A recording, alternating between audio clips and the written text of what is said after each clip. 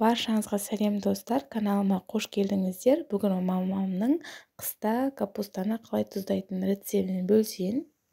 Ал енді бисмилля деп жұмысымызды бастайық. Ең алдымен капустамыздың сыртқы бір қабат жапырағын алып тастаймыз. Сосын осындай түбіндегі қатты бөлігін кесіп алып тастаймыз. Екі түрлі капустаны да дәл осы жолмен тұздасаңыздар болады. Тәбет ашар қысқы мезгілде ең сүйікті салаттарымыздың бірі.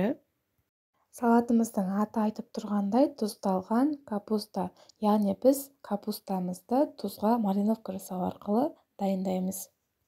Тазалап алған капусталарымызды видеода көріп тұрғандарыңыздай көп мөлшерде жапырақтардың арасына тигізіп, кіргізіп, тұзымызды сеуіп аламыз.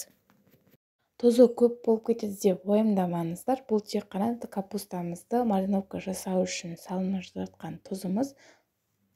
Капусталарымыздың барлығын жақсылап тұздап алғаннан соң, енді бізге үлкенірек ыдыс керек болады. Менде үлкен ыдыс болмағандықтан осындай таза пакеттің ішіне салып жатырмын. Өзіңізге не ыңғайлы болады, соны пайдалансаңыз болады. Негізінде осындай пакеттер ыңғайлы екен. Себебі біз қазір бұның ішіне бір стакан суымызды құйып, бетін жауып, ауыр затпен бастырып қоятын боламыз. Сонда тұзына өзі мариновка жасалып, өзінің сөлін бөліп, біздің көлеміміз де кішірейіп дайын болады. Мариновканы негізінде 1-3 күн аралығында қойсаңыз болады. Мен видеода 1 күнге ғана қойдым.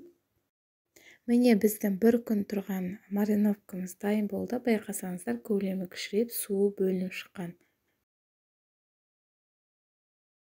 Тұздалған капустамызға дәмін келтіру үшін укропты және чеснокты турап дайындап аламыз.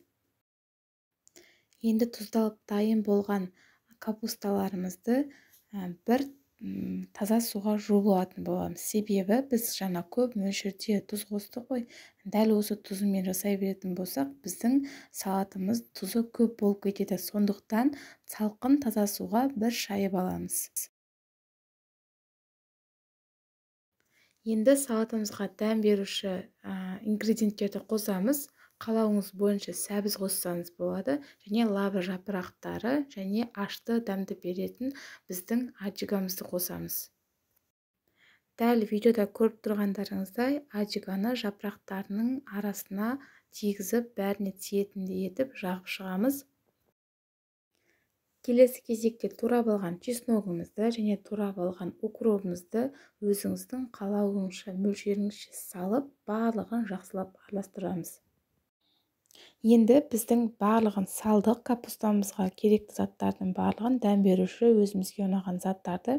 Енді осының капустаға, яғни чесногымызды, укробымызды капустаға сіңу үшін бір бокал таза суымызды құйып, және дәміне қарай тұзымызды салып, жақсылап араластырамыз.